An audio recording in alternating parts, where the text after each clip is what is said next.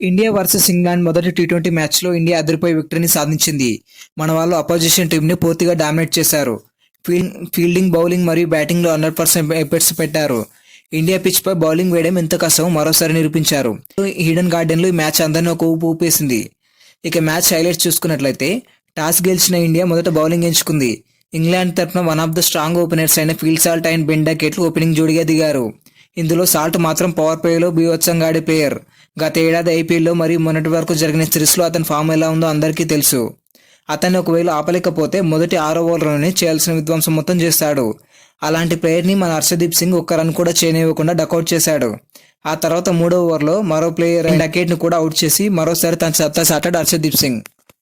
New బాల్తో ఇతను చేసే మ్యాజిక్ అంతా ఇంత కాదు. మనకు బుమ్రా, షమి ఏ విధంగా వేయగలరో అలాంటి సత్తా మనోడి సొంతం. ఆ తర్వాత వచ్చిన జోష్ బట్లర్ ఇంకా హ్యారీ బ్రూక్ ఒక రకంగా మంచి పార్ట్నర్షిప్ని బిల్డ్ చేయగలిగారు. కానీ హ్యారీ బ్రూక్ వేరే దేశాలు ఆడినట్టు ఇండియాలో ఆడలేడు. ఇండియా పిచ్పై ఆడినంతసేపు ఇబ్బందిగానే ఆడతాడు. ఈ అడ్వాంటేజ్తోనే 17 పరుగులు చేసిన హ్యారీ బ్రూక్ని వరుణ్ చక్రవర్తి 8వ ఓవర్లో అవుట్ చేయడం జరిగింది. ఒక పక్క బట్లర్ ఒంటారు పోరాటం చేస్తున్నా తనకు సరైన సపోర్ట్ దొరకట్లేదు. నెంబర్ 5లో వచ్చిన లివింగ్స్టన్ కూడా ఒక్క పరుగు కూడా చేయకుండానే మళ్ళీ వరుణ్ చక్రవర్తికి బలైపోయాడు. ఆ తర్వాత వచ్చిన జాకబ్ బేతల్ 7 పరుగులు చేసి హార్దిక్ పాండ్యా బౌలింగ్లో అవుట్ అయ్యాడు. ఒక పక్క బట్లర్ తన హాఫ్ సెంచరీని కూడా కంప్లీట్ చేసుకున్నాడు.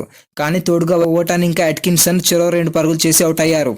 ఇప్పటి వరకు దాదాపుగా మొత్తం టీం స్కోర్లో సగం స్కోర్ చేసిన బట్లర్ కూడా 154 స్ట్రైక్ రేట్తో 2 సిక్సర్లు 8 ఫోర్లతో 44 బంతులు 68 పరుగులు చేసి వరుణ్ చక్రవర్తి చేతిలో అవుట్ అయ్యాడు. ఆ తర్వాత వచ్చిన జోఫ్రా ఆర్చర్ 12 పరుగులు చేయగా ఆదిల్ రషీద్ 8 పరుగులు, మార్క్వుడ్ 1 పరుగు చేసి చివరి బంతికి ఆల్అౌట్ అయ్యారు. ఇంగ్లాండ్ టీం మొదటి ఇన్నింగ్స్ పూర్తి అయ్యేసరికి 132 పరుగులు చేసింది. ఇందులో హర్షదీప్ సింగ్ 2 వికెట్లు, హార్దిక్ పాండ్యా 2 వికెట్లు, వరుణ్ చక్రవర్తి 3 వికెట్లు తీసుకోగా అక్షర్ పటేల్ కూడా 2 వికెట్లు పడగొట్టాడు. ఆ తర్వాత 133 పరుగుల లక్ష్య ఛేదంలో భారత్ ప్రారంభం నుంచే ఇంగ్లాండ్పై ఆధిపత్యం చూపించింది.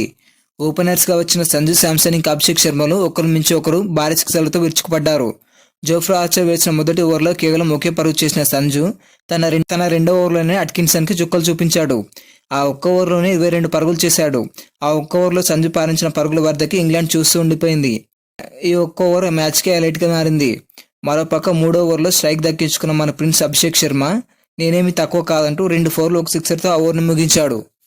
మరోవైపు సంజు శాంసన్ ఫామ్ చూస్తుంటే మరో సెంచరీ చేస్తాడేమో అనుకునే లోపు 4వ ఓవర్లో జోఫ్రా ఆర్చర్ బౌలింగ్లో అవుట్ అయ్యాడు. ఆ తర్వాత వచ్చిన మన కెప్టెన్ సూర్యకుమార్ యాదవ్ రావడంతోనే సుప్లా షాట్ కొట్టే ప్రయత్నంలో డకౌట్ అయ్యాడు. ఆ తర్వాత వచ్చిన తిలక్ వర్మ అభిషేక్ శర్మకు కేవలం సపోర్టింగ్ రోల్గా ఉండిపోయాడు.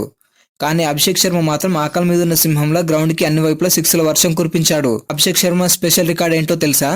ఇతను ప్రతి 3 బంతులకు ఒక 6 లేదా ఒక 4 కొడతాడని గణాంకాలు చెప్తున్నాయి. అతను 4ల కంటే 6లే ఎక్కువగా కొడతాడు. ఇంగ్లాండ్ బౌలర్స్ 145 నుంచి 150 స్పీడ్తో బౌలింగ్ వేసినా కూడా దాన్ని సింపుల్గా స్టాండ్స్లోకి పంపించాడు. అతన్ని ఆపలేక అపోజిషన్ తలలు పట్టుకు ఇంగ్లాండ్పై ఫాస్టెస్ట్ హాఫ్ సెంచరీ చేసిన రికార్డు యువరాజ్ సింగ్కి ఉంది. అతను కేవలం 15 బంతుల్లోనే ఇంగ్లాండ్పై హాఫ్ సెంచరీ చేశాడు.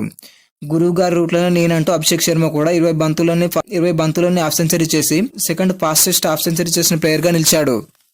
దీనికి తోడు 3 సార్లు అభిషేక్ శర్మ కొట్టిన బంతిని క్యాచ్ డ్రాప్ చేశారు. దీంతో అతను మరింత చెలరైపోయాడు. స్పిన్నర్ అనే తేడా లేకుండా ఆదిల్ రషీద్ను కూడా 2 బ్యాక్-టు-బ్యాక్ సిక్సర్లతో బాధేశాడు. ఇలా 232 స్ట్రైక్ రేట్తో 8 సిక్స్లు 5 ఫోర్లతో కేవలం 34 బంతుల్లోనే 79 పరుగులు చేసి ఆదిల్ రషీద్ బౌలింగ్లో అవుట్ అయ్యాడు. అతని ఆటకి టీమిండియా మొత్తం స్టాండ్స్లో నిలబడి చప్పట్లతో స్వాగతం పలికారు.